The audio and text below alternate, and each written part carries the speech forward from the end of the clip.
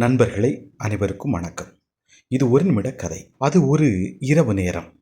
ஒரு மூதாட்டி தன்னந்தனியாக ரயில் நிலையத்தில் தொடர் வண்டிக்காக காத்து கொண்டிருந்தார். அதை பார்த்த ரயில்வே அதிகாரிகள், இந்த வயது முதிர்ந்த அம்மா எதற்காக இங்கு இருக்கிறார்கள் என்று நினைத்தார்கள். எங்கு செல்ல வேண்டும், ஏன் காத்து கொண்டிருக்கிறீர்கள் என்று அவரிடத்திலே கேட்டார்கள். அந்த முதிர் வயதுடைய அம்மா பதில் சொன்னார்கள். என்னுடைய மகன் ரயிலில் பணியாற்றி கொண்டிருக்கிறான். அவனை பார்ப்பதற்காக நான் செல்ல வேண்டும். இதோ அவனுடைய முகவரி என்று ஒரு சிறிய துண்டு தாளை காட்டினார்கள். ரயில்வே அதிகாரிகள் எல்லாம் அதை பார்த்து அதிர்ச்சி அடைந்தார்கள். அதில் எழுதப்பட்டிருந்தது அந்த நாட்டு ரயில்வே மந்திரியினுடைய பெயரும் விலாசமும்.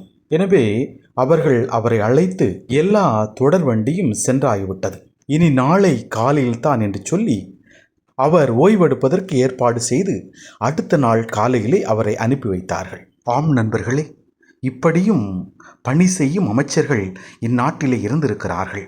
அவர்கள் தங்களை நாட்டு மக்களுடைய பணியாளர்களாகவே கண்டு கொண்டிருக்கின்றார்கள். ஒரு ஜனநாயக நாட்டினுடைய அமைச்சர்கள் இப்படித்தானே இருக்க வேண்டும். மக்கள் பணி என்பது மக்களுக்காகவே பணி செய்வது. இதுவே சிறந்த பணி.